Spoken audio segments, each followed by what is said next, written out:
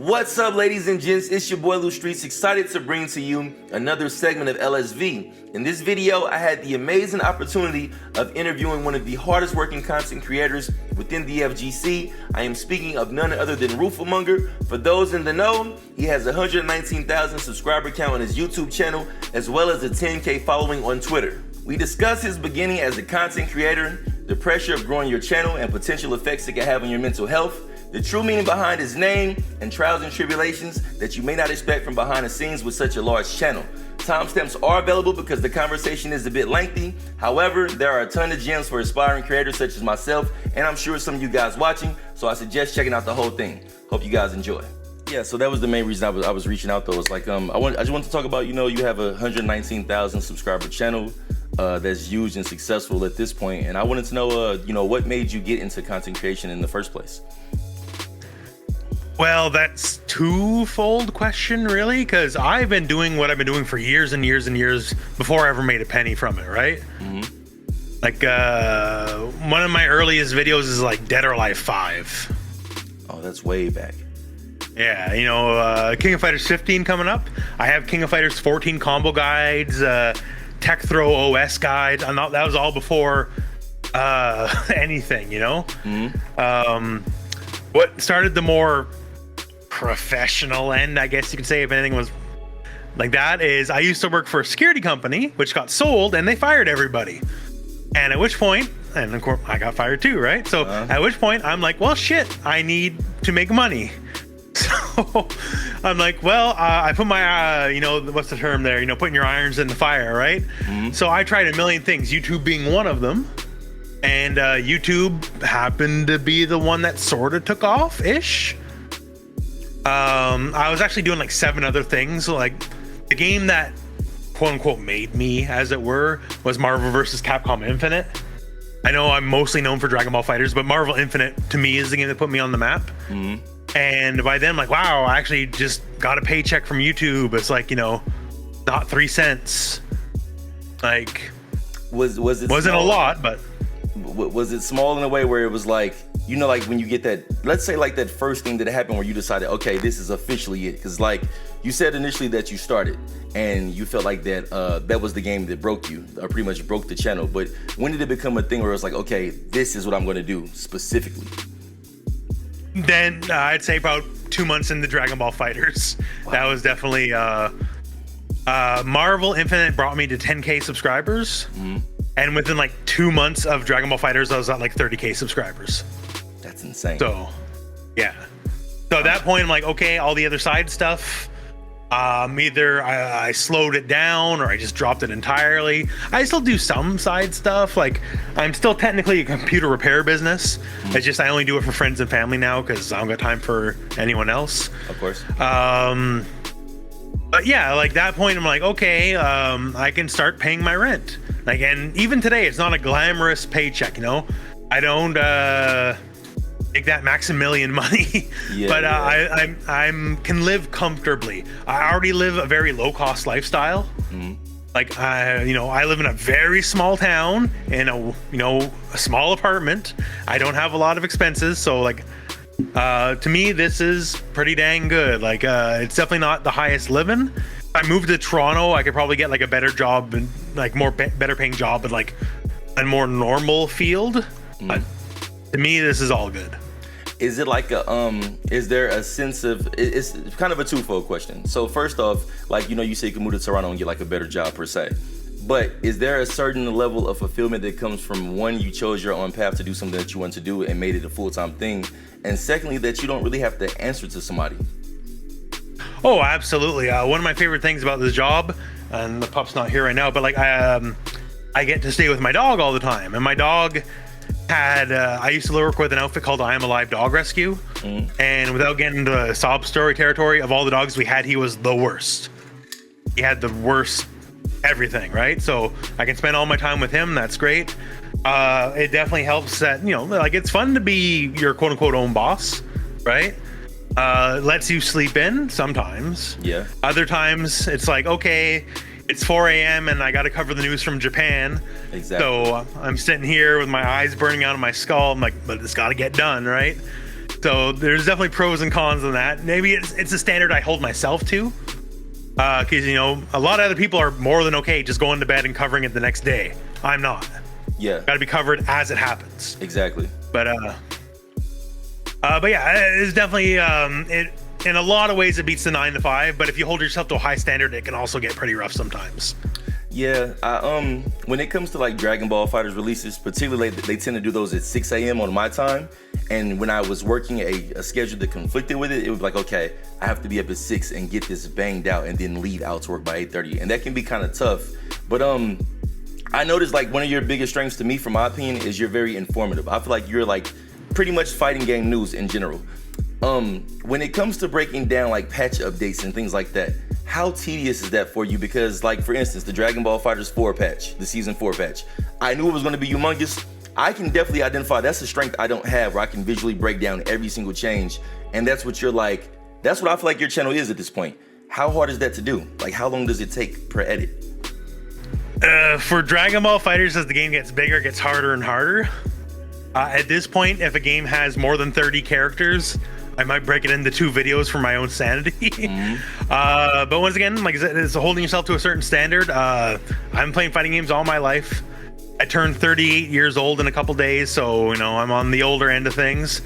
But that it's a benefit in a way, because I've been here from the start for fighting games. That's why I can break down stuff pretty good, because I've seen everything the genre has to throw at you, right? But when it comes to like those patch breakdown videos, like I do my best to be as thorough as I can. I definitely think it shows in certain cases where, like, any person plays fighting games, you're gonna have characters you like more than others, right? Characters you know better than others.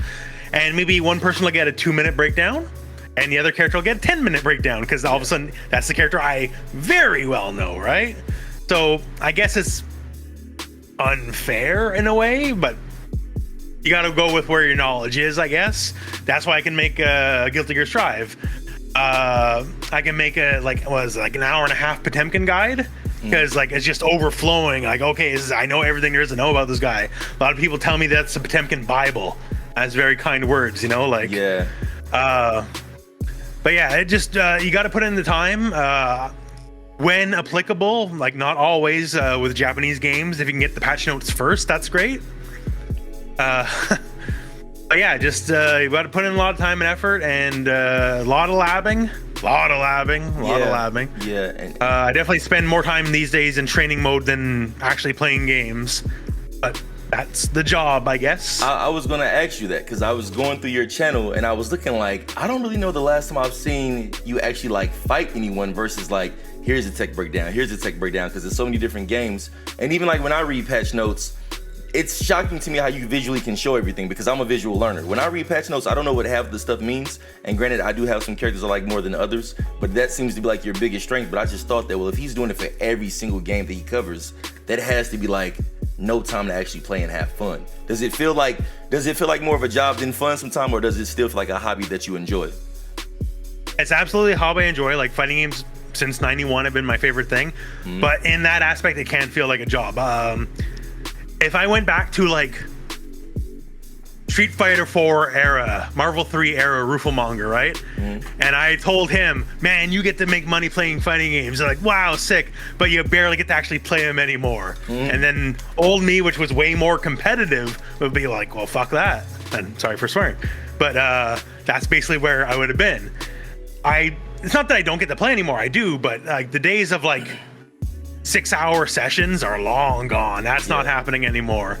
I basically get to play when I stream, and very small, like if say something in my day falls through and like something planned doesn't happen anymore, then I can play a bit. But yeah, that's kind of how it is. Definitely wish I could play more, but being, you know, my quote unquote job, my skill set, like I said, people want me to break down the news, they want me to break down the patches, they want me to learn stuff in the lab and teach them so they can play. And that's my job, and I'm glad to do it, but it definitely cuts into the personal playtime for sure. Yeah, and I understand that, and the reason I knew it had to be a lot, because even me, for like, so for instance, the main game on my channel that's associated with me at this point is Mortal Kombat 11, which is ironic because Dragon Ball Fighters is what made me want to make content, from watching you, watching Max, watching Bay Rudy, watching a few other guys. But even like when I try to watch your Virtual Fighter breakdown, I probably gave that game all of an hour in total. Not because I didn't enjoy it, just because it's too much to play and learn. And I'm like, well, how can I make content around this if I barely understand the game and can't play multiple characters? And that's what shocks me, because that's what you pull off well. I want to shift back to sorry, not to interrupt you, but just get an example of that from a personal perspective. Virtua Fighter, I love Virtua Fighter so much. I played so much Virtua Fighter 5 in my life. Okay. And Virtua Fighter 4 and Virtua Fighter 3 and 2 and 1 and all that, right? And that's one of the things where I'm like, oh man, like I forced myself to find free time to play a lot of Virtua Fighter. But then I realized, like, okay, so here are Ultimate Showdowns here. We actually have a player base. We can play. That's great. And then like, oh, in 2 weeks, Guilty Gear Strive comes out. Yeah. And I like Guilty Gear Strive, don't get me wrong, right? But from a job perspective, people want Guilty Gear content rather than Virtua Fighter content. Yeah. And then I'm like, I only got 2 weeks to play Virtua Fighter before I have to move on. And then like that made me very profoundly sad. Do you feel like you owe it to your viewers to cover what they... I don't want to say that they don't want to see, because obviously people will watch Virtua Fighter 2. But like, for instance, the Guilty Gear versus Virtua Fighter argument. Do you feel obligated to play Guilty Gear just because of the viewership versus like, well, this is what I want to work on at the moment and my viewers would support me? Or do you feel like you kind of have to do that based on timing, traffic, etc.? Well, like that is kind of the part of when YouTube becomes the job, right? Mm-hmm. Like people like the new thing and they want the new thing. I'm also interested in the new thing, which is great, right? Mm-hmm. But I can only basically have one primary focus at a time. And in that case, it kind of shoved the thing I really cared about to the side, which kind of sucked. I still love Guilty Gear. I play Guilty Gear, right? Don't get me wrong. But like when it comes to the job angle of, well, yeah, like people want Guilty Gear, so I'm going to be here to give them Guilty Gear. Mm-hmm. In the future, if people want Street Fighter 6, I'll be, or MK12, the Riot fighting game, whatever, I'll be there to give it to them. Mm-hmm. There's definitely certain games that are more worth covering than others. Like, I'm not a Skullgirls guy anyways, but like, there's probably not as much views, clicks, all that kind of stuff for Skullgirls in 2021, you know, compared to a Dragon Ball or a Guilty Gear. Of course. Yeah. I've never played Skullgirls, and this is like a great reason why I wanted to ask you that question, because like I said, I started Dragon Ball Fighters I started the channel because of Dragon Ball Fighters. It got a little bit of viewership, but my reactions would get more traffic than me actually playing, because my skill level is decent, but I'm not up there like I'm not going to make the most impressive video. You're going to be able to find a more impressive Dragon Ball Fighter player than me. When it comes to Mortal Kombat 11, I can make pretty impressive videos, but the thing is, I don't want to play it all the time, and I've enjoyed the game lately because I've leveled up. But like Guilty Gear, for instance, I'll put out a Guilty Gear video, 100-something views with chip. I'm not that great at it, and then it's like I don't have enough time to lab that game because people's like, hey, where's the Mortal Kombat when I don't put that out? You know, where's the next character? Yeah. So I always wonder if you go through that. Another question that I had is, you know, when you first started, did you ever get discouraged based on your traffic? Like, because you said that you pretty much had a 20K jump from Dragon Ball Fighters to what you were playing previously. Did you ever get discouraged? And if so, what would you tell to like an aspiring creator who hasn't gotten to your level that will want to get to that place, but maybe isn't doing as well as they would like at this moment? Traffic's one of the worst things. Since you do YouTube as well, you know, here, let's open another tab here. You go to your channel, you click the thing, right? You go to YouTube Studio, and the first thing you see is the dashboard, right? And you have ranking by views of your last 10 videos. Of course. And it tells you immediately, oh, of your last 10 videos, where does this place? Like right now, I just posted a video today. It says it's 9 out of 10, which is discouraging, right? Like, oh man, like stupid. I guess I should have made a better video. Like, it definitely can be a thing. The one thing I will say is sometimes videos do well you never expect to. And, you know, sometimes that can be for good or for ill, right? And sometimes videos you think will do well will underperform. And the biggest thing I can say is there's always the next video. Of course. Like, today's video that you consider a disappointment, tomorrow's video could be the one you never expected to be a big deal, right? Like, when a new game comes out, I usually do the beginner guide, you know, going over the characters, all that kind of stuff. The one for Guilty Gear is now at 509K views, making it my best video ever. That's crazy. And I expected it to do well, sure, but I never expect, like, beyond my wildest dreams, did I expect it to get that meant, like, for some months, that's as many views as I get in the month period, right? So that's awesome. So that is unexpected but amazing. And then sometimes, like, I personally think this video is a big deal, and then it wildly underperforms. Yeah, of course. Because sometimes you don't got the read of the room, as it were, right? But yeah, there's always the next video. Today's success or failure, you'll forget about it a week from now because you're on to the next thing, because that's YouTube, right?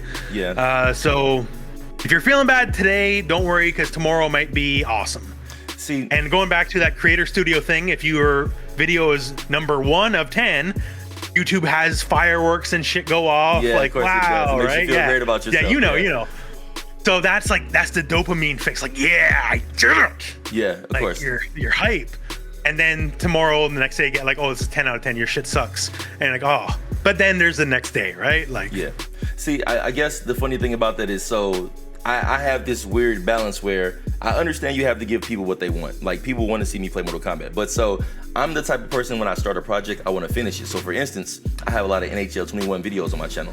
They don't get any traffic whatsoever, but me and a friend said we were going to play every team. So we're doing that. And even though they don't really pull any views, I'll just slip one in there in between a Mortal Kombat video. And it just does what it does. What I find is that a lot of people talk about quitting when they don't get traffic, and I feel like they don't understand that it's like a long haul. So I wanted them to hear from somebody that's bigger, because when I do tutorials, it's cool, but my channel is only around like 4,000 subs. So like the quote unquote success of it is hanging in the balance, even though it's a passion project for me.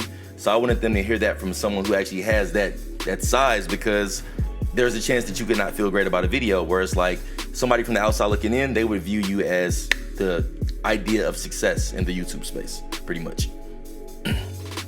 Like for me, like you said, it was 4K subs you said you had. For me, once I started taking YouTube seriously, it probably took me a year to get the 4K subs, right? And I'm putting out stuff at like roughly the same pace I'm putting it out now. And it took me a year. Sometimes you just need that big break, right? Like it happens. For me, the big break, like Dragon Ball was a big pop.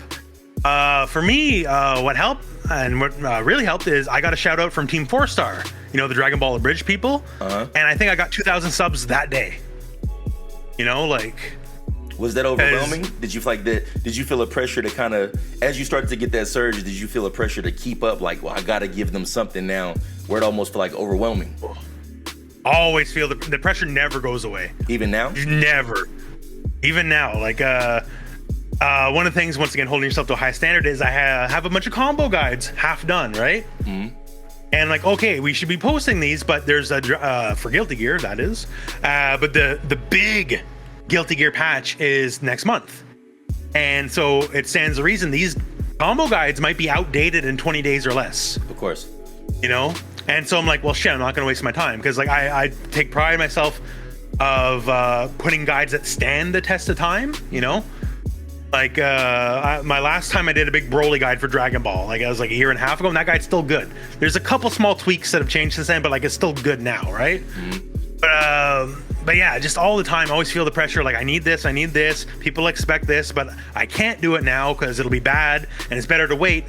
But the waiting can be very stressful, right? Like, and there's a lot of times there's a video I would like to make for me, but I realize it'll die on the vine, like you said, right? Like people don't care. And I've come to the realization that that's okay.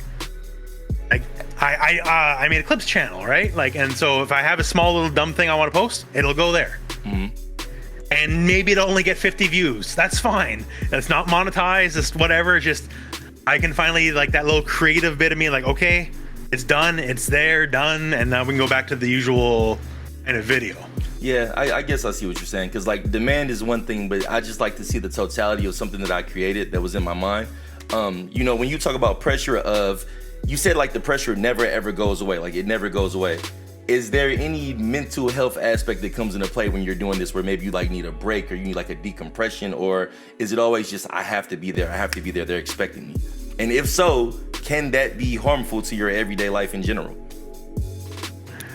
I'm probably the exact wrong guy to ask that, because I'm on the bad end of that. The YouTube algorithm dictates your life. YouTube likes it for you to post a video every day. If you don't, you will effectively be punished.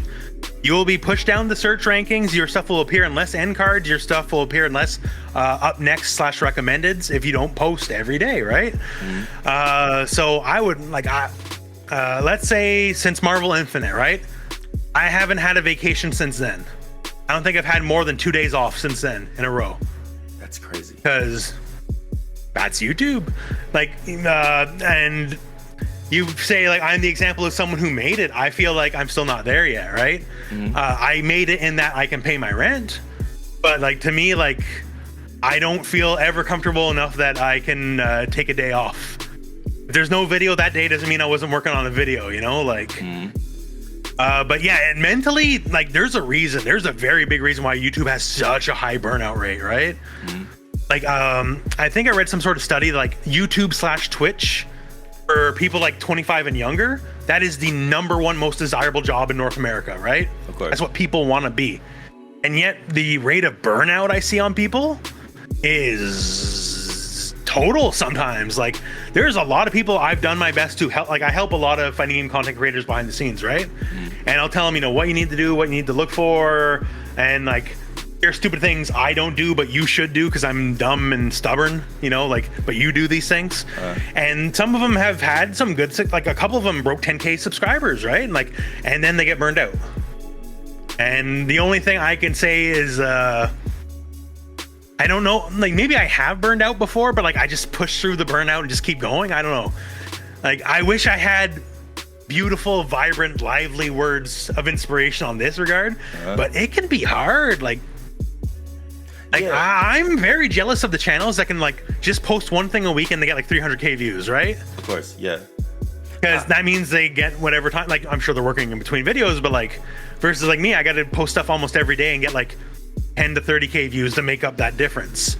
So in you doing that, is it more about the passion of the games that are being played, or more about the obligation of I need this traffic? Because for instance, okay, so you're doing King of Fighters, you're doing Virtua Fighter. My channel, the only fighting games on my channel are Injustice 2, Dragon Ball FighterZ, and Mortal Kombat 11. But I've kind of accepted the fact that I can't cover everything, at least until I'm full-time.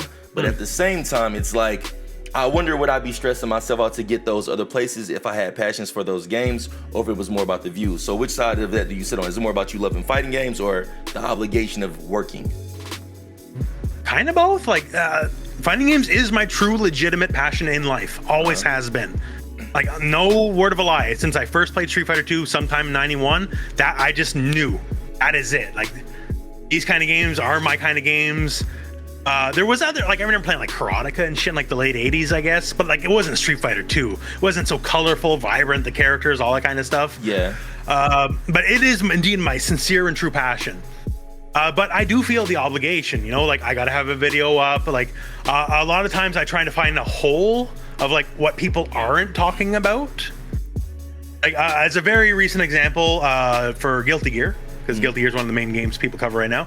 There's a discussion of, is there enough defensive options in the game? Or do you just always get run over, right? And there's a bit of both sides of the argument, but I decided to make a video okay, here's one defensive option people don't ever talk about, which is actually it's very handy in very niche situations, sure. But it's very handy to know, right? It can save your life. So here's a whole video on that. And I read the comments, a lot of people are this game's been out for 3-4 months and I didn't even know this universal concept. And because nobody talks about it, right? So when I see the round hole, I try to put the peg in it a lot of the time. So the passion's still there, but part of the thing is this fills a day. Yeah, but even in that moment, I'm sure that feels like catching lightning in a bottle when you had that video and then see the response to it, where it's nobody else is doing this, so I caught on to that because I didn't know. I played Guilty Gear, I like it, but it was something about that Dragon Ball FighterZ Season 4 patch video. I haven't turned Guilty Gear back on since, and I actually enjoyed the game, but Dragon Ball FighterZ just looks magnificent at this point. I still love Dragon Ball FighterZ to death. It's just for Guilty Gear versus Dragon Ball, it's literally the Netcode. I am in the middle of nowhere, Ontario, Canada, right? Yeah. And Netcode, there's no local here. I might be the most famous fighting game player that lives in the middle of nowhere. I don't even know, right? There's no local, there's no tournaments. I want to go to a tournament that's a 5-hour train ride to Toronto, and that's not financially feasible for to keep doing that, you know. Like, so for me, the discussion is part of what keeps me going, but being able to actually play, like Guilty Gear's netcode so good, I can play a guy in Russia and it's fine. It's better than most Dragon Ball matches, and it's Canada to Russia. Netcode's a big deal to me. That's very true, and I personally think, I don't know if you agree with this. You might, just because of the fact that you're most associated with this game, but I think that if Dragon Ball FighterZ had rollback netcode, I legitimately think it would be the best fighting game in history. Literally. I'm sure that I'm an old hat. You're more well versed than me, so you know. But I just think it's visually the most pleasing game, and I think it's one of the few games where if you're really, really good, you can do something that I just can't do, that I don't know how to do, because timing is so tight. And I think that's just super cool. Where Mortal Kombat 11, it can get redundant until they brought in customs. But Dragon Ball FighterZ, I just watched Goichi and Sonic's grand finals like about a week ago, and I'm still mind blown at just how great it was. So I could only imagine what an offline tournament would look like in season 4 at this point. Well, for like MK Customs, I wish that affected me more, because like I play collector, and I literally would not change anything from spare change. So customs kind of didn't matter for me. But for Dragon Ball, like Dragon Ball FighterZ 2 specifically, that's gonna be the biggest effing deal, because it's definitely gonna have it's coming. It's like it could be years away, right? It could be years away, whatever. But when it comes, it's coming like the hammer of the gods. Because if there's a letdown, that would be very disappointing, because it's so good now. Like, I mean, it's been out for what, roughly, we're going on like 4 years at this point, right? We're going on 4 years now. Part 2 would have to be so good to outdo that one, because I mean, I don't think they should take anything away. They should only add more. What could you possibly take away at this point? What do you not like? Maybe auto combo side change? That's pretty much it? Like certain things, like is combo length. Like combos are too long. Like realistically, like they're just too long. Really? Like you ever play against S Broly? I have a 45 actual second combo. That's my B&B.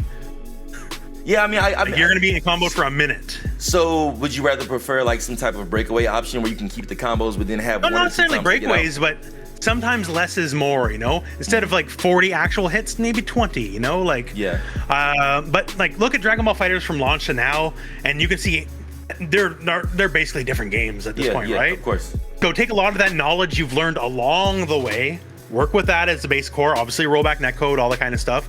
There's things they've talked about, they want to do like beam clashes and all that they couldn't exactly get right. Maybe they can do that, or proper, you know, like Dragon Ball, like more installs, you know, like Golden Frieza is a worthy attempt that also got a lot of revisions along the way, but maybe more installs, that kind of stuff. I'm biased. I would love to see a grade 8 form at some point. It's playable. That'd be cool. Yeah. Even if it's like a gimmicky, like Tatsunoko versus Capcom Golden Light Gan Giant for 20 seconds or something, right? But I don't know, like whatever Dragon Ball FighterZ 2 is, I have complete faith. They've learned a lot over the years, and I can expect it to be nothing less than a total home run. Yeah, I think so too. I look at this like genre now compared to other games like Call of Duty shooting games and stuff like that. I've kind of been told, or at least got the impression, that the fighting game community is small.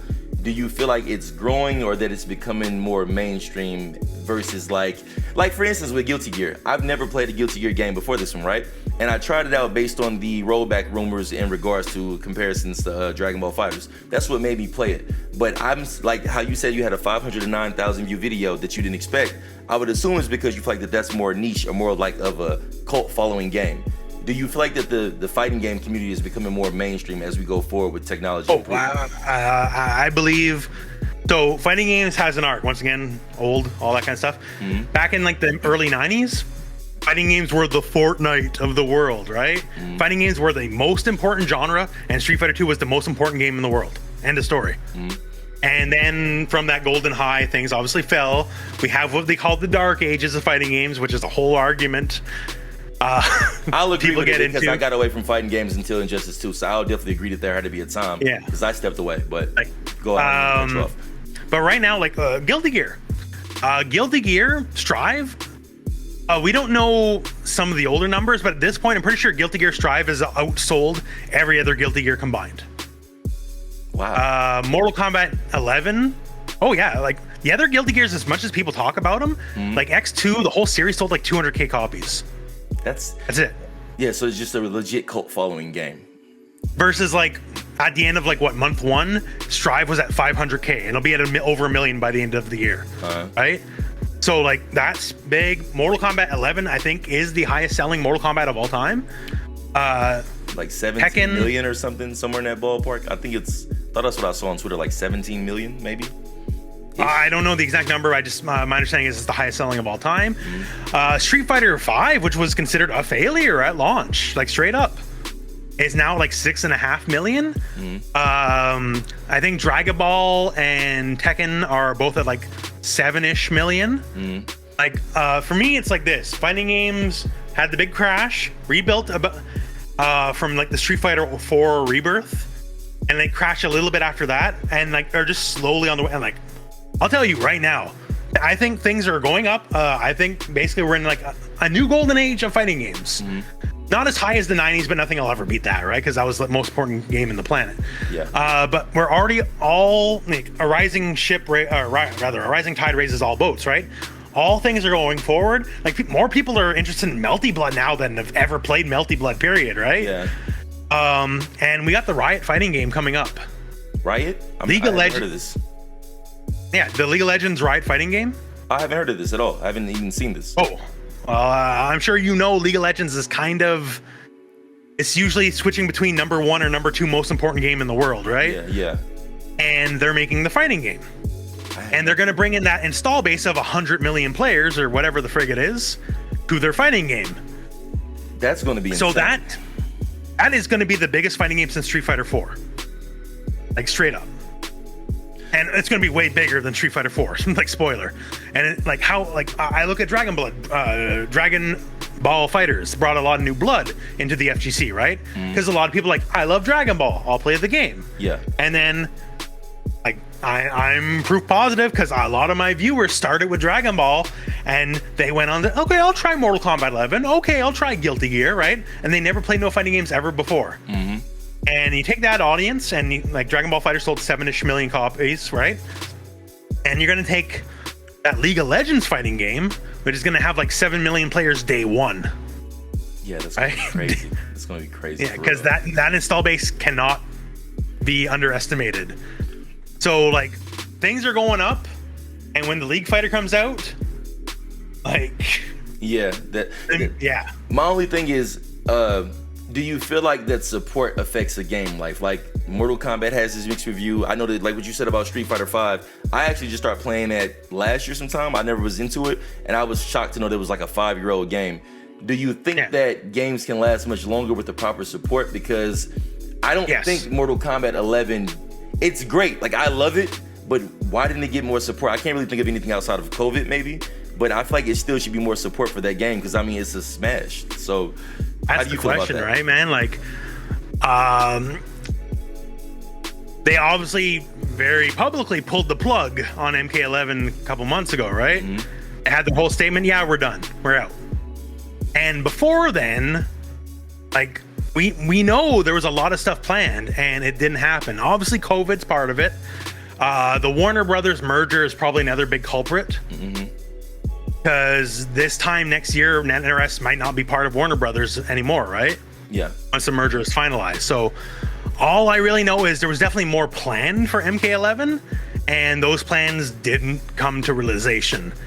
Because MK11 was making money hand over fist. So from a business perspective, it definitely behooved them to keep shoveling out content, right? Of course. Even if it's just skins. Because like, I'm a sucker. I'll buy every freaking skin you put out, right? I will too, definitely. And there's a million suckers like me, so yeah. But yeah, just I think it's a combination of COVID and the harsh realities of the business world of things don't go the way you want. Because NetherRealm Studios, cool studio and all, is not in control of its own destiny, right? They are a subsidiary of a much larger company who is a subsidiary of a much larger company. Yeah, so they're kind of just hanging in the balance. Like, Capcom is Capcom. They don't report to anybody else, Bandai Namco is Bandai Namco. They don't report to anyone else. Arc System Works, at least for Guilty Gear, doesn't report for anybody else. They're more in control of their own destiny versus NRS has to get the rubber stamp from the guy above, has to get the rubber stamp from the guy above, Yeah. I guess that was part of my frustration too with like Dragon Ball Fighters, because of like, you know how we kept kind of, and I don't know if you ever did it in one of your videos where you kind of were like just clinging to the hope of rollback being like implemented. And granted, like we know it would like take like a lot of time and things like that, but after ArcSys said they would do it, and my mind is just like, why would it not be worth it? Because that game could live for like legitimately 7 to 8 years if that got implemented.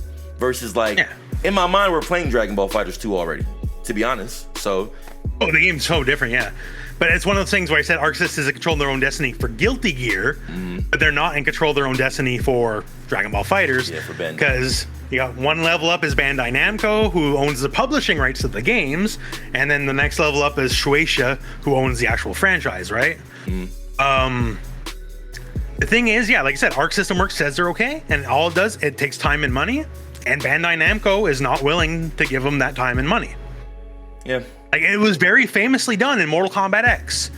They grafted rollback netcode, good rollback netcode, into the middle of the the game's lifespan. Yeah, I like MKX was over a year old before it got rollback, right? And they said it took time and money, and ArcSys is willing, but Bandai Namco is not, because they're the ones that have to pony up the money. Yeah, I just wonder if is it a thing where they feel like they would make the quality of the money back because you would feel like maybe more people would buy it because I had a better net code, or is it kind of like, well, we got your money already? Because sometimes I wonder if certain developers care about, you know, their fan bases, or is it more so about like that initial purchase? Because like you hear a lot of the times that certain games are incomplete when they come out, and then promises don't be delivered, so it's kind of like, well, we got your money already, you know, peace out. Do you think that like there's any credence to that at all? I think that's exactly it. That's terrible. It's basically for Bandai Namco, okay, it costs us XYZ to put in to get the work done, and what's our return? And our return will not, no matter what your game is, your return will almost certainly not be the same as your investment, right? That's why, it's like for Mortal Kombat 11, a lot of the blackout stuff of no communication, no talking was so frustrating, because the NRS of MKX willing to put in all this time and money into something for rollback in the middle of the game's life when it's already made most of the money it's going to make, and you're not going to get your money back, right? That's a move for the community. And, you know, MK11, their ideas of the community, I guess, change. I don't know. But yeah, for Bandai Namco specifically, I think they just look at the numbers. Cost us this much, but we only get this much. Not worth it. Yeah, and I guess like that could be a little disappointing, because there's a part of you that wants to believe that they care to make a classic game, and if you're this close, you would figure like, why not just push through the finish line? That's the problem with the Dragon Ball license, is there's a lot of rules. Like, you got to put out a new game every year, or they revoke your license for the publishing rights. That's the Bandai Namco end of things. That's why there's think of all the franchises you love and think of Dragon Ball. I love Dragon Ball to death, right? I love the franchise. Dragon Ball has so many shovelware games. Think of the average Dragon Ball game and look at Dragon Ball Fighters. It is very obvious Dragon Ball Fighters is the cream of the crop. Yeah, by far. And in fact, to be honest with you, I'm not really like big into anime. I think some stuff is cool. The game put me into the show. The game got me to start watching Dragon Ball. It did for a lot of people, actually, yeah. Yeah, so. But yeah, but the Dragon Ball license is, for the most part, associated with garbage games, because they're just shoveling them out. And Bandai Namco is the publisher of all those games, and Arc System Works making this is one of the few examples of a Dragon Ball game that happen to be very good. Yeah. But the mindset perhaps remains the same of, we made our money. Peace. And time to move on. Yeah, that's really disappointing. I actually I spoke with a friend who I told him that we were going to be doing this soon, and they told me to ask you a very specific question. Where does the name Rooflemonger come from, and what's with the monkeys or the gorillas? Like, how did this come to be a thing? Was it a fighting game thing, or like how did this come together? So Rooflemonger started when I first made my YouTube channel back in like 2004 or whatever it was. The other name I used to use was taken, and I'm like, well, shit. My name was taken, the other name? Right? The Evil Canadian. The Evil Canadian. Yeah. So at that point, I'm literally just scrambling for ideas, because like, gotta have a YouTube channel. It's the new hotness, right? Everyone, back when YouTube was newer, right? So Roofle, as an old Something Awful thing, the Something Awful forums, still post there, by the way. I've been on those forums for over 20 years now. Okay. Someone typoed, no one talks this way anymore, but you remember Roffle? ROFL, rolling on the floor laughing. Yeah, yeah. Nobody uses that shit anymore, right? But someone typoed it so hard, Roffle became Roofle. And that became the in-joke for a couple years in the very early 2000s. Like rub-a-dub-dub, Roofle-own scrub. That kind of really dumb shit, right? Yeah, that's like crazy. It's dumb. But I'm like, okay, whatever. Roofle and monger, like, you know, a war monger, a fish monger, or whatever. Like, I just slapped them together, and I wish I had a better story, but that's it. The dumb joke from 20 years ago I remembered, and I put monger at the end of it. And it just worked. And so, okay, it just worked. So where do the monkeys come in? Like, where do they come into play? Because that's like even on your merch and stuff like that, right? Yeah. The monkey stuff, like, even as a kid, I like monkeys. It's fine. The main thing, not on something awful, but other forums like SRK forums. Well, back when SRK forums still existed, they're gone now, sadly. Whenever people posted dumb conversations I hated, I would just spam the thread with monkeys. As I'm like, I'm purposely killing your shit argument. Like, you don't get the post anymore, right? And people loved it. Like, now it became like the thing, right? Like, people were right, here's some dumb argument, like, talking about like how colon sucks in Street Fighter 5 or colon's OP in Street Fighter 5 or whatever, right? Like, you're like, I get the monkey call. And the thing I learned, and this is perhaps a little disappointing, but people like the monkeys, and makes people smile. Like, I really do it because it makes people happy. People like it, they enjoy it. Ain't nobody dislike monkeys. No. Everyone likes monkeys. Everybody was really upset about post a picture of a baby gorilla, you're gonna smile. Post a picture of an orangutan with funny hair, you're gonna smile, because it's just how it is, right? So I just do it to make people happy, honestly. Like, people just enjoy it, and I'll be here for you to do it. I mean, you do got a point, because everybody was upset about Harambe, so I would have to believe that people really do love monkeys and gorillas. And it's only funny to me because of the fact that, like, I'm sure that people, when they start a new channel, they like overthink, you know, what am I going to do? What's my brand going to be? What's my name going to be? Have you ever even told that story on camera at all? Like, my whole brand is a mistake. Like, if you go to my Twitter, you'll find a picture of this horrific, shitty fat monkey. Like, it's an awful, like, it's like one of those things God forgot, right? And years ago, and I've been using that picture for years on different things, right? And years ago, my friend, he's like, Mike, my name's Mike, by the way. You can't use that picture. Like, you cannot use that picture. And I'm like, you know what? I'm gonna use that picture. Screw you. Yeah. And here we are years later. Like you said, how many subscribers do I got now? 119,000 subscribers. If you go to my Twitter, I got over 10K followers and all that. And the first thing you see is this horrible, shitty, awful monkey. That is like the face. That's just funny, because it just seems like somebody will put so much thought and everything has to be perfect. Will people like me? And it's like you could like go in a complete opposite direction. Like, whatever, this is what I want to toss up, and it just actually ends up working. That's one of the things. Like, once again, I help other people behind the scenes on Twitter, YouTube, all that kind of stuff. I do say help build the brand, right? And I do say don't use my example, because I have succeeded in spite of myself, not because of some grand master plan, right? But yeah, a brand, like, absolutely. Like, my brand, kind of, I never planned for it. Like, I became the big character guy, right? Yeah.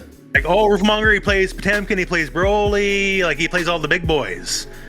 And, you know, like, people like that, so you definitely play into it.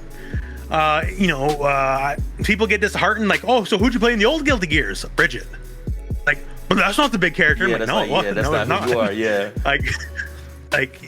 I do love the big characters, but like, I didn't always like, my love of big characters came from big normals. Yeah. Like I said, I play Collector, right? Mortal Kombat 11, like Collector stand 4. You know how like his stand 4, he shoots the chain out, right? How it has like almost 4 times the range of most people's normals. That's why I play Collector, because he's got the big normals. The thing is, most fighting games, the big guys also have the big normals. That's funny. So basically, in a nutshell, you're kind of saying I just stumbled into my brand. Like, realistically, I stumbled into my brand of the monkeys and the putting the evil with the monger and like big characters in general. That's really hilarious. Do you feel like because the funny thing about hearing this is the funniest thing. Hearing your voice is so shocking because I've heard it for so long, but like actually putting a face to it, like putting a face to a voice. Do you feel like that not using a camera affects your channel at all, or do you use one rarely? Well, I'm not gonna lie. Like most people in the FGC, at least for the YouTube, you know, they got their face on the camera. I don't, because to be honest, I have a better voice than I have a face, right? I'm not the most photogenic guy, which is fine. Not everyone's blessed with the Adonis figure, right? But to me, it also, I think, helps differentiate, because most people's videos are clips of their stream, right? That's why their face is on the camera. Versus me, I hand make all my videos, and I think that's a good thing that differentiates me from everybody else, right? And it's worked for me, so I'm fine. A lot of people, if they come to the stream, they're like, "Oh, that's what you look like," and like, sorry, you know? Yeah. I want. Does it put more? Did you feel like it put more pressure in your commentary? Because that's one thing. I think you and Dotto are like the only two people I know who actually like have really successful channels, and I'd never known what you guys look like. But if I heard your voice, I know it immediately. Do you feel like that it affects your like delivery as far as your commentary? Did they make it better because you feel like you had to be, since there was no reaction? Well, I definitely feel like I'm not worried about the, like, if I'm streaming, you know, I gotta make measure of the camera, all that kind of stuff. So I might make sure like not to move or act in, I don't know, whatever kind of way, like, versus when I just talk, right? And as for how I talk, like I worked phone jockey jobs, right? Like I said, I worked for a security company, right? For many years, I'd pick up the phone. I worked emergency, police, medical, fire.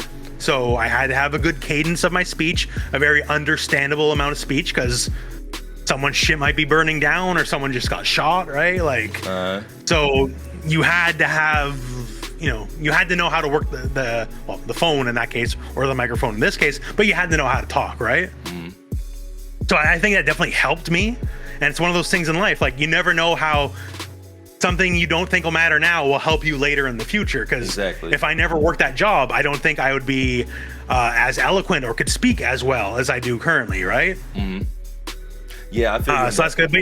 I'm sorry, go ahead. No, go, I'm sorry, I didn't mean to cut you off. Go ahead. But yeah, other than that, just camera stuff, like cameras on when I'm streaming. But for the kind of video I make, if you're watching an 1.5 hour long Potemkin guide and you're there to learn Potemkin, do you really need to see the guy's face? Yeah, you know, like, yeah, it makes total sense. It's just funny because like even when I asked you about doing the camera, I didn't know if you would do it because I'm just so used to your brand being like I'm off the camera. But I'm fine. It's just yeah, like, I do it all the time when I stream. It's just like my apartment's a little messy. Sorry for that, you know, and like no big deal. A lot of people don't respect the fat guy with sideburns, you know. Like, who else has sideburns in the FGC? Especially like me, not many, if any. That's the brand, though. You said like focus on the brand, so that's the brand. It's like it's really fitting. Hey, that's one thing when we were talking about the brand, like how I kind of fell backwards into it, right? That's one of the things I'm happy. Like I also tell people, like, work on your brand, but be legit, because people can smell. They can smell a fake. They can smell a snake from a million miles away, right? Definitely. So being silly guy who plays grapplers and monkeys, all that, that's legitimately who I am anyways. And all the better that it became the brand, I guess. Yeah, that makes sense. I know you said earlier, I didn't want to hold you up too much longer because I know you're busy with, you know, editing and things like that. I know you said earlier that you feel like you haven't succeeded, even though, in my point of view, you have a successful channel. Is there a destination that you want to reach, or is it just about the journey? Like, what do you mean when you say that you feel like you haven't succeeded? Because obviously you have a established channel, but what's your overall goal? That's the hardest question, because man, I stress about this stuff so much and I don't even know. The only thing I think I could feel safe is if I hit 1 million subscribers, which obviously is not going to happen because only Max has 1 million. No one else in the FGC does. But yeah, it's a weird thing. It's one of those things because like when I got to 50,000, like when I got to 10,000 subscribers, never in my wildest dreams could I have expected to get to 10,000 subscribers, right? When I got to 20,000, never in my wildest dreams. When I got to 50,000, never in my wildest dreams. And I keep surpassing my wildest dreams. And then but every time after that, like, I don't know where it is right now because I'm moving around the apartment because the apartment's changed. But I got like the YouTube plaque. I got the silver plaque, right? And that's awesome. I'm definitely the only person in my small dinky town that has one of those. That's for sure. And but then it's always like, okay, well, what's next? What's next? So And I always wonder what is next. Will it always be content, or will it be something else in the realm of content or fighting games, or like is this the defined I'm happy passion? doing what I'm doing. Like if you want combos, guides, news, lore, all that kind of stuff, I'm doing it now. When King of Fighters 15 comes out, I'll be doing it for that. When Street Fighter 6 comes out, I'll be doing it for that. Whenever the Riot fighting game comes out, I'll be doing it for that. You know, like MK12 and Justice 3, whatever, I'll be doing it for that. Like, I'm here for the long haul, for sure, right? But it's just one of those things of, I don't know, maybe I'm not very inventive, I guess, because I get to the milestone, and then my thing is, okay, sick, I got the milestone. Now what? Yeah. It's why I can never play Minecraft. A lot of my friends love Minecraft, right? And like, okay, play Minecraft with us. I'm like, okay. And like, I built a pyramid. I want to build a pyramid. And they're like, okay, now what? Yeah. I don't know. Maybe I'm not just inventive. But yeah, just I'm very glad to do what I'm doing. But then it's just like it's like anything. I look here and then I see someone else's channel. Oh, they're bigger than mine. I got to beat them. And if I beat them, oh, there's another channel bigger than mine. Got to beat them, right? Yeah. Just I can always see what's on the horizon. Maybe sometimes I don't appreciate what came behind me, though. You know? Yeah. And maybe that's you were saying something about like a lot of the people that wanted to be like in this field were 25 and younger, then they burn out. Maybe that's just a generational thing where you're looking to compete, where I feel like a lot of people, if they compare, it kind of, they feel worse about what they do. Like, I never really compare my channel at all. I try to just be of quality and like let the channel do what it does. Because if I worried about numbers, like I would constantly be straight. Because you're never going to get as many numbers as you want, because there's always more numbers to get. So I just wondered, and it's funny to hear you say that, because for me, if I had 119,000 subs, I would assume that I've arrived, you know. But you're saying that you look at a channel like Super, who's closing in on a mil, or Max, who has a mil, and you're still measuring those goals. So it does make me wonder: is it a never-ending process for you, and for everybody in general in this space? I think that truly might be person to person, right? Because I do feel blessed and very happy to have accomplished everything I've accomplished, right? But in my mind, I always think, oh, what's left to accomplish yet, right? Like, one of the things I like in my wildest dreams, like, oh, 119K subs, right? At this point, I'll be talking to all the fighting game companies, like for Dragon Ball Fighters and for Mortal Kombat 11. I've been, for lack of a nicer term, accused of people balancing the games around what I say. And I'm like, dude, they don't even talk to me. Are you crazy? Yeah. Like, they don't talk to me at all. Like, like for MK11, I always was worried I was blacklisted, like specifically. Why? Like based on what? The only real copyright strike I ever got was covering the MK11 leaks. So I definitely know Warner Brothers didn't like me. Oh, you basically put out you basically said something nobody was supposed to know, and you have a big enough platform where too many people heard it, pretty much. That's one of the things. Like, I'll never leak anything from me. If I know something, and like only I, or it's not out there, I'll never say anything. But when a leak gets out there, I'll cover leaks because it's news, right? Sure, whatever. And I feel like maybe Warner Brothers didn't like that. Like, for me, the most interaction I've ever had with a company, any company, is Riot Games. And it's not for their fighting game, it's for their card game. But but I'm famous for fighting game. Well, famous, right? Quote unquote. But I'm famous for fighting games, and yet my most interaction with the company is Riot Games for the card game, because I was part of the Legends of Runeterra 20-man invitational for the launch of the game, which I also found very weird because it's 19 professional card players than me. Yeah. I mean, but like, that's the most I've ever dealt with a company, and like, well, one day maybe. But it's funny because like, everyone just assumes when you're this size, the companies talk to you. I'm like, no, bro, they don't even know you exist. They don't even know you exist. And so it makes you feel like it's just a lot more work to be done. Like, is that a space you exactly want to be in? Like, if I can live up to the imaginary status other people have of me, maybe then I finally made it in my mind, right? Yeah. Well, yeah, I only asked because it was like, if you had like let's just say that I didn't have a channel and we were just happening to have this conversation at an event of some sort, and I told you I had an interest in starting a channel, what would you tell any new creator that wants to get into this space, that has no experience, no research whatsoever, and they're just coming in with their eyes wide open because they enjoy playing video games? Like, what would you tell that person? I would absolutely say, and this is first and foremost, and I've told many people this, before anything else, make the kind of video you're yourself would want to watch. Because at that point, if you're making videos for everybody else, you kind of already failed out the bat. And there's obviously plenty of channels that do exactly that, like not even fighting games, just in YouTube in general, right? But I think that's the thing for Burnout. There's a lot of people. Okay, we start making clickbait or whatever, we make reaction videos, and they do get returns, they do get numbers. Those are the people, they get those early numbers, they get those early subscribers, they get those bumps, and then 2 months later they're burned out and done. Because they didn't believe in the kind of video they made. They made the video to get the numbers only. And that works to a point. But if you don't actually give a shit about your own video, if you're just making it for a job and a job only, right? Like I put out so many tech videos that died on the Vine, you know? I want you to learn, and like maybe not like only a few thousand people, which is, you know, big for some, but smaller for me. Only a few thousand people watch. As long as you watch and learn, then it was worthwhile for me. Yeah. You know? But yeah, just make the kind of video you would want to watch. Think about the kind of videos you like to watch, make that kind of video. Because then you're putting out the kind of video you like, more of that into the world, right? Like I myself, and this is not discriminating against anyone who does do it. I myself, I don't watch reaction videos, right? I don't do. It's not for me. And therefore I don't make reaction videos. I've made 2 ever. And one was because people asked me to. And they're like, hey, you know, you're not really reacting that hard, Rooflemonger. I'm like, no, because I'm not that kind of person. Like, watch trailer, like, oh, okay, that's cool. And like, I'm not throwing my shit over and slamming my table and screaming, right? Which is what people wanted. And the other time I did it, I was genuinely excited. And like, you know, I raised my voice, I got animated because I was truly and honestly excited.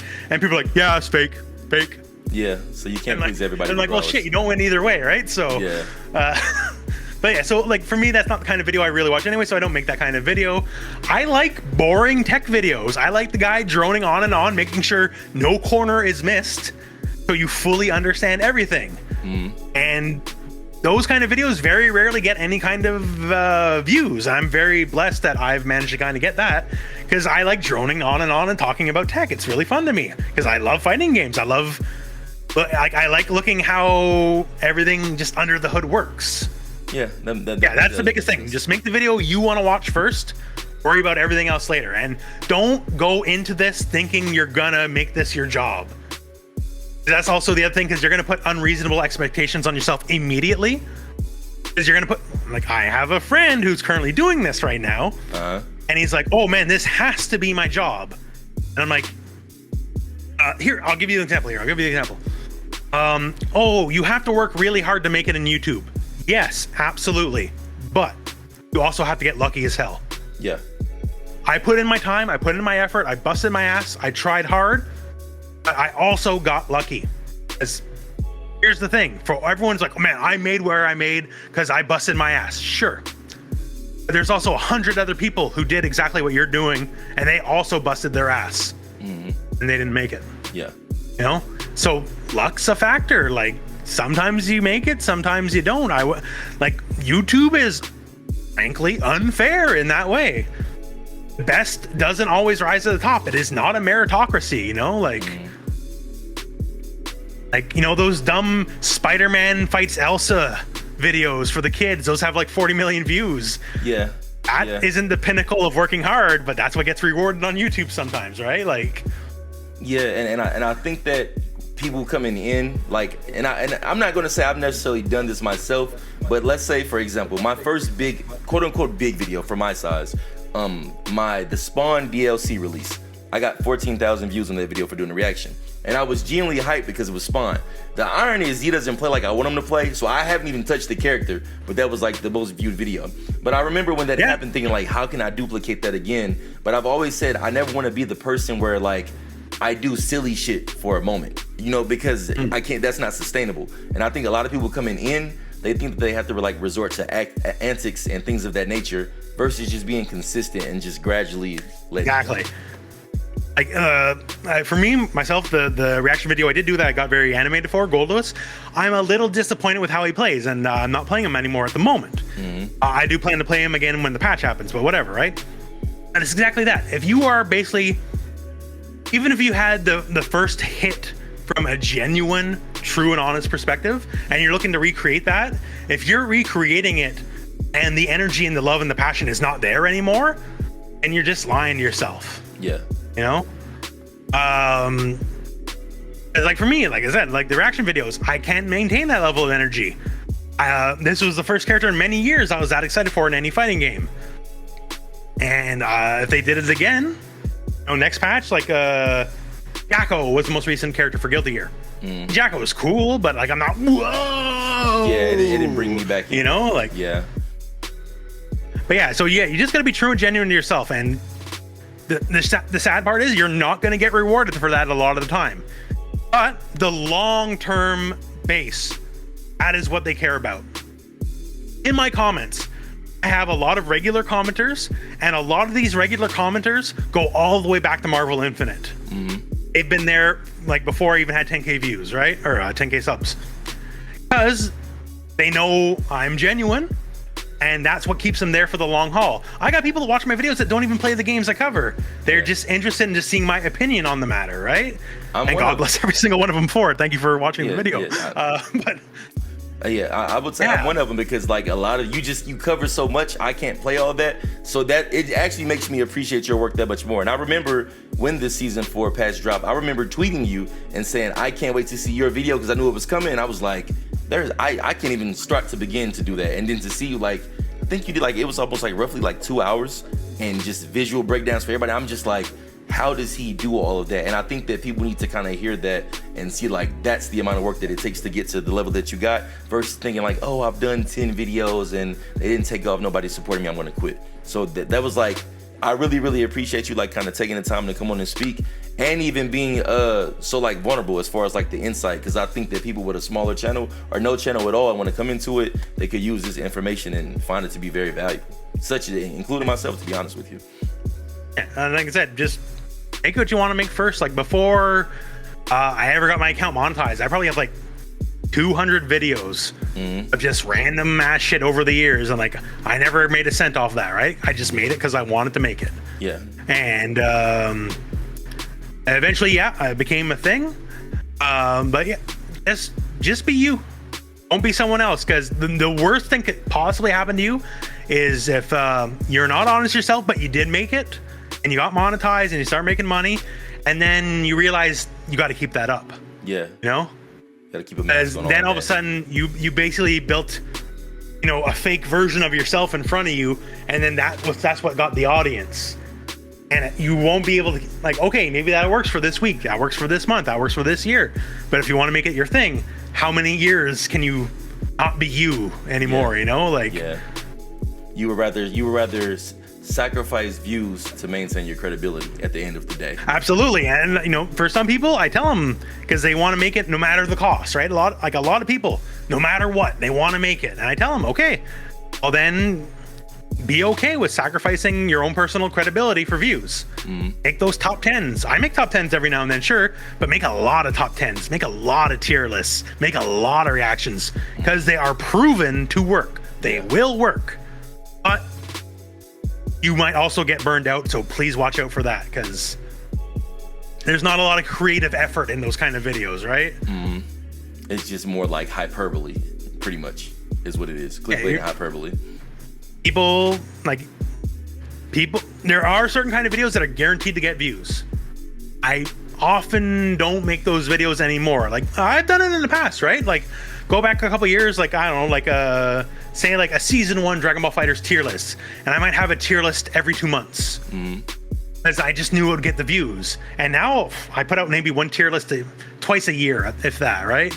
Because like I'll do it when I feel I got something to say, versus I'm just looking to capture the audience. Yeah, I see those all the time, and even with me, as much as I play certain games and I see those tier lists, I'm just like, I don't study the game enough to actually make one. I can have opinions of who I hate fighting, who I hate going against. Like, I hate fighting against Cetrion, but as far as frame data and every little bit of tech, I don't know that stuff. And I think that a lot of people do that because it gets a reaction, but it's like, it's no way you're studying the game like that, because that's not fun. It's not fun to me. I play off instinct with a little bit of knowledge. But imagine like making a tier list about a game all the time that you don't play. That's just got to be like being a character of yourself at that point. Yeah, well, then you get those things where like, I can look at your tier list and like, oh, your character's here. This character is not that popular. However, I play this character. And I know you're wildly wrong, right? And then that puts the whole thing, everything else you said before that point, puts all of it in doubt, you know? Yeah. So you can put yourself out there, and like when you have the character like, mid-tier, whatever, move on, right? And then like, oh, okay, so you don't know. And like, then your credibility is like forever damaged. Yeah, when you could have just played the game and not been that guy. And like, there's been points where like, both good and bad, I'd say, like especially early on in Dragon Ball FighterZ life, like I'd say Blue Vegeta's bad. People are like, you don't know anything about Blue Vegeta. Like, how dare you say he's bad? And then like, fuck, you're right. Like I just kind of think he sucks, and I didn't really put the time in, right? Yeah. And then like, you know what? I'm gonna fucking learn this character. I'm gonna bust my ass and learn this character. And then like, this character fucking sucks. And then like, I was right. Yeah. And then like, you guys are stupid. Like Blue Vegeta nowadays, whatever, he's pretty all right? But back then, especially, and like, no, you guys are awful. Like, you don't know what you're talking about. And you made me self-doubt, and I went on this whole journey, and like, turns out I was right all along. I don't know. Yeah, it's it can get insane out here. Like I feel like the FGC can be like toxic or very like combative, but I think that's just more in our nature because we're playing fighting games in general. So it's like, it's a competitive game. Like, that's like the end of it. Like the League of Legends crew is going to get a rough awakening, because I used to play League of Legends, right? When the fighting game comes, and say I was support Soraka, right, or Janna or whatever, Nidalee, and like, okay, we lost the game. Well, I didn't lose the game. Y'all lost the game. You lost the game. Where were you? I did everything right. Doesn't matter if I'm the one who bombed the game, right? I can blame everyone but me because it's a team game. In a one-on-one game, ain't none of that. I don't have what? Well, don't you? You still can blame the balance. You can blame the character. You can blame the lag. Blah blah blah. You still have methods of deflection. Don't get me wrong. I use a lot of them. But in the end, it's ultimately on you, right? Yeah, I try to stay away from scrub talk, but I will admit, last night in the middle of me recording, there was a Cetrion who was playing that 2 to 3 step distance perfect, and I rage quit. I got frustrated with getting chipped out for 50% and not being able to punish back with Garrus. So yeah, MK11 definitely has a lot of those matches where like, it's rough. Yeah, it can be. But no, man, you know, I don't want to hold you up too much longer because I know you're a busy guy, and you know, I just really appreciate you taking the time out to just kick it with me and, you know, have an extended conversation. I can't wait to get this up on the channel and just, you know, give my viewers some insight, and maybe if I have anybody that might not be familiar with you, which shouldn't be likely, but if they aren't, then they get a chance to be. So I definitely appreciate you, Roofem. I appreciate you having me on, friend. It's rare I get to do something like this. No, this was really, really cool. I really enjoyed it. And hopefully, I know I messaged you about us playing Guilty Gear. Maybe I'll take a little bit of practice and we can get some time in, but I don't know nobody but Chip. I haven't played another character, so you probably know all the Chip check and you would just smoke me anyway. Oh, I mostly play Potemkin, so... Oh, 2 grabs and I'm gone. I don't know, that's a 2-move match. Yeah, two grabs and I'm gone. But yeah, man, have a blessed day, brother. I definitely appreciate you, man. Stay safe. Oh. Thank you very much, and for anyone who's watched this far along, thank you very much as well. Appreciate it, fam. Thank you. Thank you. Watch this. Got it, let's go. Bang! Give me all that, boy.